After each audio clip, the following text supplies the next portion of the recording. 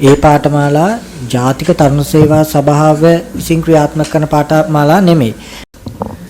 මනෝ විකාරයක් කියලාත් දන්නෙත් නෑ මේක. අඩු ගානේ විෂය නිර්දේශය පිළිබඳව අවබෝධයක් තියෙනවද? මේ තරුණ සේවා සභාවේ ඒ විශ්වාසනීයභාවය මතනේ එන්නේ. දැන් මොනවා උගන්වනවද කියලා කවුරුත් දන්නේ නෑනේ. ඒ පාඨමාලා පැවැත්වීම සම්බන්ධයෙන් තරුණ සේවා සභාව සම්බන්ධ නැහැ කියලා පත්‍ර දැන්වීම් දාලා තියෙනවා පුවත්පත් දැන්නේ. මෙම වීඩියෝ මගින් බලාපොරොත්තු වන්නේ ලංකාවේ දසත විසිරී සිටින ඔබ සැම දෙනා මෙමගින් දැනුවත් කිරීමටයි. තරුණ කටයුතු හා ක්‍රීඩා අමාත්‍යාංශය හා ජාතික තරුණ සේවා සභාවේ නම අවභාවිතා කරමින් නෙස්කෝ ආයතනය විසින් කිසිදු නෛතික භාවයකින් තොරව ඔන්ලයින් සූම් තාක්ෂණය හරහා විවිධ වර්ගයේ ඩිප්ලෝමා පාඨමාලාවන් 7ක් පවත්වාගෙන යනු ලබයි. මේ සම්බන්ධයෙන් ඔබ දැනටමත් නොදන්නවා නම් ඒ පිළිබඳව මෙම විස්තර සහිතව දැනුවත් වී එම වංචනිකයන්ට එරෙහිව කටයුතු කිරීමට ඉතා ඉක්මනින් පෙළගැසෙන ලෙසට ආරාධනා කර සිටින්නෙමු. අද වන විට ලංකාවේ උසස් අධ්‍යාපන පද්ධති වලින් හිමිවන සහතික සඳහා රාජ්‍ය මට්ටමේ දර්ශකය හෙවත් යෝග්‍යතා මට්ටම ශ්‍රී ලංකා ක්වොලිෆිකේෂන් ෆ්‍රේම්වර්ක් හෙවත් SLQF මගින් සනාථ කරයි. මේ SLQFට අනුව උසස් අධ්‍යාපනය ලබා දෙන ශ්‍රී ලංකාවේ සියලුම රාජ්‍ය හා පෞද්ගලික අධ්‍යාපන ආයතන මෙම ජාතික මට්ටමේ SLQF දර්ශකයට අනුකූලව කටයුතු කළ යුතු වේ. එසේම ශ්‍රුතික හා වෘත්තීය අධ්‍යාපන කමිෂන් සභාව හෙවත් TVEC මගින් National Vocational Qualification Framework එනම් අප කෙටියෙන් හඳුන්වන NVQ පාඨමාලා සකස් කරන්නේද SLQFට අනුකූලව වේ. බොහෝ දෙනා තම විවිධ අනාගත බලාපොරොත්තු සාර්ථක කර ගැනීමට යම් උසස් පාඨමාලාවක් හදාරන්නට බොහෝ විට උත්සාහ කරන්නේ පිළිගත් රාජ්‍ය ආයතනයකින් වීම සාමාන්‍ය දෙයකි. අද රාජ්‍ය මට්ටමේ මෙවැනි ආයතන කිහිපයක් තිබුණද එයින් ජාතික තරුණ සේවා සභාවට හිමිවන්නේ සුවිශේෂී තැනකි. එනම් ජාතික තරුණ සේවා සභාව පිළිබඳව ශ්‍රී ලාංකිකයන් විදිහට අපට තිබෙන්නේ පැහැදිලි අවබෝධයක් මෙන්ම දැඩි විශ්වාසයකි. 1978 දී යෞවන කටයුතු රැකී රක්ෂා අමාත්‍යාංශය පිහිටවීමත් සමග සම්මත වූ අංක 69 දරන පාර්ලිමේන්තු පනත යටතේ එයට පුළුල් බලතල සහිතව තරුණ සංවර්ධන කටයුතු වල නියැලීමට අවකාශය ලැබුණු වසර 45ක කීර්තිමත් ඉතිහාසයක් හිමි රාජ්‍ය ආයතනයකි. ඒ අනුව තරුණ සේවා සභාව විසින් අධ්‍යාපන කටයුතු වෙනුවෙන් විවිධ වෘත්තීය මට්ටමේ පාඨමාලාවන් ඩිප්ලෝමාවන් රජයේ නියාමනයන්ට අනුකූලව මේ දක්වා පවත්වාගෙන යනු ලබයි. තරුණ සේවා සභාව යටතේ සීමා සහිත ශ්‍රී ලංකා ජාතික තරුණ සේවා සමූපකාර සමිති සංගමය හෙවත් නෙස්කෝ සමුපකාරය 1972 අංක 5 දරන සමුපකාර පනත යටතේ 1991 ජනවාරි 1 වන දින ආරම්භ කර ඇත.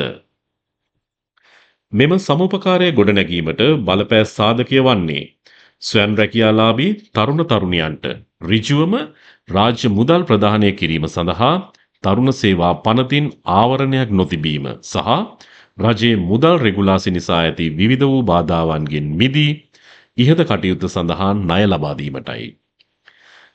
මෙසේ සභාව යටතේ සමුපකාර කටයුතු කිරීමට පිහිටවන ලද නෙස්කෝ ආයතනය ඔවුන්ගේ අභිමතාර්ථ වලින් බැහැරව 2024 වර්ෂයේ ඔවුන් විසින් සාදාගත් නෙස්කෝ ඔෆිෂියල් Facebook පිටුව හරහා තරුණ කටයුතු හා ක්‍රීඩා අමාත්‍යාංශය හා ජාතික තරුණ සේවා සභාවේ කීර්ති නාමය හා රාජ්‍ය ලාංඡනයන් අවභාවිතා කරමින් කිසිදු නීත්‍යානුකූල භාවයකින් හෝ ප්‍රමිතියකින් තොර වූ පහත සඳහන් ඩිප්ලෝමා 7ක් සඳහා දිවයින පුරා ඔන්ලයින් සූම් තාක්ෂණය ඔස්සේ දේශන පවත්වමින් අද දක්වා ඒවායේ කටයුතු කරගෙන යයි. එම පාඨමාලාවල් නම් තොරතුරු තාක්ෂණ ඩිප්ලෝමාව, ඉංග්‍රීසි භාෂා ඩිප්ලෝමාව, මනෝවිද්‍යා ඩිප්ලෝමාව, මානව සම්පත් කළමනාකරණ ඩිප්ලෝමාව, අලෙවිකරණ ඩිප්ලෝමාව, ව්‍යාපාර කළමනාකරණ ඩිප්ලෝමාව, දෙමළ භාෂා ඩිප්ලෝමාව යන ආදියයි. මේ පිළිබඳව 2025 පෙබරවාරි මාස 20 වෙනි දින පාර්ලිමේන්තුවේ පැවති පොදු ව්‍යාපාර පිළිබඳ කාරක සභාව හෙවත් කෝප් කමිටුවේදී හෙළිදරව් වූයේ සීමා සහිත ජාතික තරුණ සේවා සමුපකාර සමිති සංගමය විසින් පවත්වනු ලබන මේ කිසිදු ඩිප්ලෝමා පාඨමාලාවක් නෛතික භාවයක් නොමැති බවත් ඒවා තරුණ සේවා සභාවට කිසිදු සම්බන්ධයක් නොමැතිව අනීතිකව පවත්වාගෙන යන බවත්ය. ඒ කියන්නේ අපි අපේ රාජකාරී කරන දිස්ත්‍රික්කයේ කාර්ය මණ්ඩලය තුලම නිස්කෝ තරුණ සම්පකාරය ක්‍රියාත්මක වෙද්දී ඒ සඳහා ඔවුන් රාජකාරී යෙදීම තමයි සිද්ධ වෙන්නේ. මම කිව්වේ සහකාර අධ්‍යක්ෂකවරයා අපේ දිස්ත්‍රික්කයේ තරුණ සංවර්ධන කටයුතු, පරිපාලන කටයුතු, මූල්‍ය කටයුතු කරද්දී ඔහුගේ එක රාජකාරියක් වෙනවා නිස්කෝ තරුණ සම්පකාරයේ සභාපතිවරයා විදිහට තරුණ සම්පකාරයේ කටයුතු ක්‍රියාත්මක කිරීම. ඒවා තරුණයන්ගේ සංවිධාන අර මම ඉස්සෙල්ලා කිව්වා වගේ මම මේකේ මූලික අරමුණු වලින් යම් ප්‍රමාණයකට දැන් බැහැර වෙලා තියෙනවා. අපි පරිපාලන විදිහට මේකට විරුද්ධව සමහර ක්‍රියාමාර්ග සම්බන්ධයෙන් පොලිස් පැමිණිලි ඉදිරිපත් කරලා තිනවා. ඊට පස්සේ පාඨමාලා පැවැත්වීම සම්බන්ධයෙන් තරුණ සේවා සභාව සම්බන්ධ නැහැ කියලා පත්‍ර දැන්වීම් දාලා තිනවා, පුවත්පත් දැන්වීම්. ඒ හින්දා අර මූලික අරමුණු වලින් බැහැරට මේවා යනවා. මේක එසේම මේ කිසිදු ඩිප්ලෝමා පාඨමාලාවක් රාජ්‍ය යාන්ත්‍රණය තුල ඉහත සඳහන් සම්මත ප්‍රමිතීන්ට අනුව ලියාපදිංචි කර නොමැති අතර එබැවින් TVEC මගින් ලබා දෙන NVQ මට්ටමේ හෝ SLQF දර්ශකයන්ට අනුකූලව සකස් කරන ලද නීත්‍යානුකූල ඩිප්ලෝමාවන් නොවේ. ඒ නිසා මෙම කිසිදු ඩිප්ලෝමා පාඨමාලාවකින් ලබා දෙන සහතිකයකට කිසිදු පිළිගැනීමක් හෝ වටිනාකමක් හිමි නොවේ. එසේම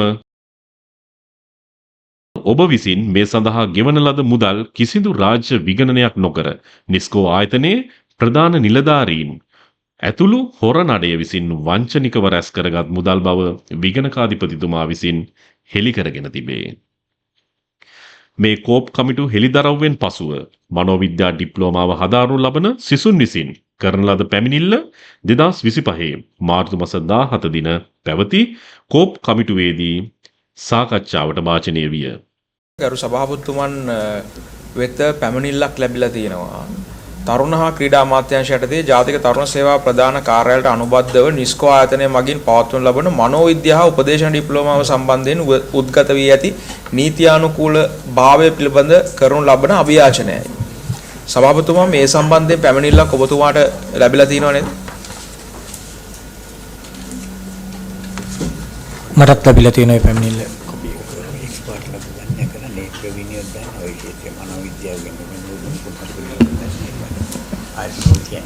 ලැබිලා තියෙනවා. එතකොට ඔබතුමා මොකද්ද මේ සම්බන්ධයෙන් දන්න තොරතුරු මේ සභාවට ඉදිරිපත් කරන්න?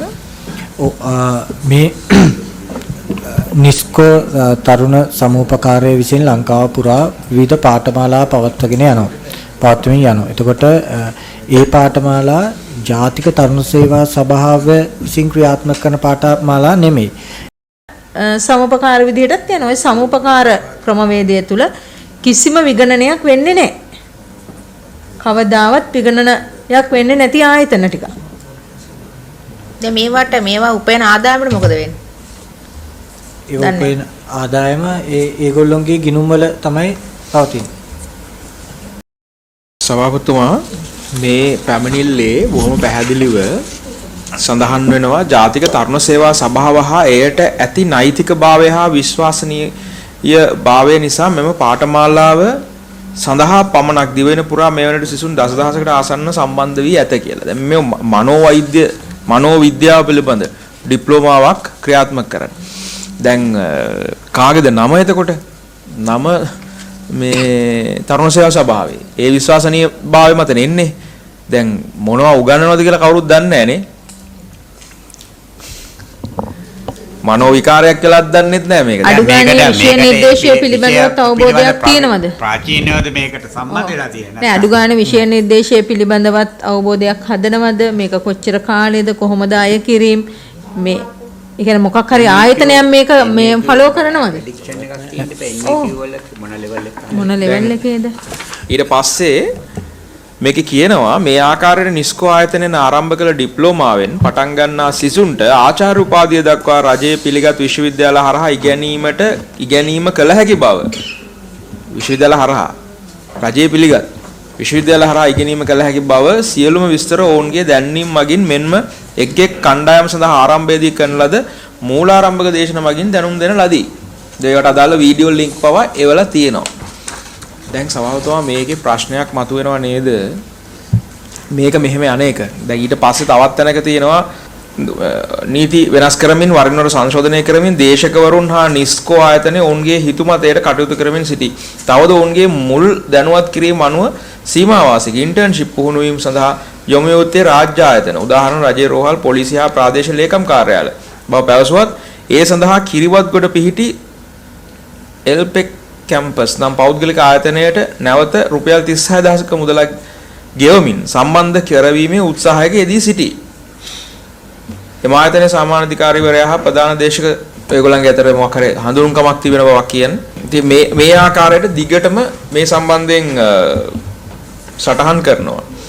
මේකෙදී මතු කරන කාරණේ තමයි කෝප්කාරක සභාවේදී මතු කරුණු පිළිබඳ අපගේ විශ්මය හා නොසන්සුන්තා තත්ත්වයකට පත්වීම පිළිබඳ සියලු කරුණු ඒ අනුව කරුණු සොයන්නට වෙයි කියලා. මේ කෝප් සභාවේ සාකච්ඡාවෙන් පස්සේ තමයි මේගොල්ලෝ කරුණු හොයලා තියෙන්නේ. දැන් මේගොල්ලෝ ඉල්ලා සිටින්නේ තවද සීමා සතර ශ්‍රී ලංකා ජාතික තරුණ සේවා සම්ප්‍රදාය සමිති සංගමය යන නමින් තරුණ හා ක්‍රීඩා අමාත්‍යාංශයේ ජාතික තරුණ සේවා සභාවට මුවාවී පවත්වාගෙන ලබන මනෝවිද්‍යා උපදේශන ඩිප්ලෝමාව නිසා පමණක් මිලියන 50කට අධික මුදලක් ආභාවිතා කර ඇත. එපමණක්ද නොව මේ සම්බන්ධයෙන් වසරක කාලයක් කිසිදු නෛතික භාවයක් නොමැති පාඨමාලාවක් වෙනුවෙන් තමන්ගේ මුදල් කාලය ශ්‍රම වැය කරමින් අනාගතයට වටිනාකමක් වෙනුවෙන් රට තුළ ආර්ථික උද්දමනයක් පවතිදී මේ පාඨමාලාව වෙනුවෙන් සියල්ල කැප කරමින් සිටින සියලු දෙනා වෙනුවෙන් එම පාඨමාලාවට රජයේ පිළිගත් ඩිප්ලෝමාවකට හිමි විය යුතු NVQ සහතිකයේ නෛතික භාවයක් ලබා දීමට අවශ්‍ය නීත්‍යානුකූල ඉදිරි කටයුතු කර දීමට අවශ්‍ය නිර්දේශන ලබා දෙන සිල්ලා සිටිමි. අපිට ඒක කරන්න බෑ. දැන් ගරු සභාපතිතුමා දැන් මේ අසාධාරණ ලක් වෙලා ඉන්න කණ්ඩායමට සාධාරණයක් ඉෂ්ට කරන්න කලින් සභාව අසාධාරණයට ලක් වෙලා තියෙන එක බේරගෙන ඉන්න බෑ. එහිදී කළ පැහැදිලි කිරීම මගින් ඒ බව තව දුරටත් කරුණු සනාථ කර ගැනීමට හැකිවේ. මේ සම්බන්ධ සම්පූර්ණ වීඩියෝ වල ලින්ක් ඩිස්ක්‍රිප්ෂන් බොක්සයේ සඳහන් කර ඇත.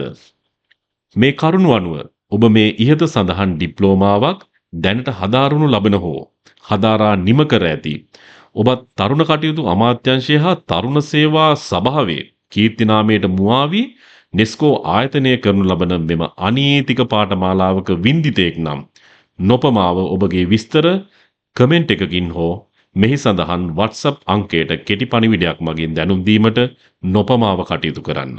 එසේම මෙම හොර වංචනිකයන්ට නිසි දඬුවම් ලබා දීමට පෙළ ගැසෙන මෙන් දන්වා සිටින්නෙමු.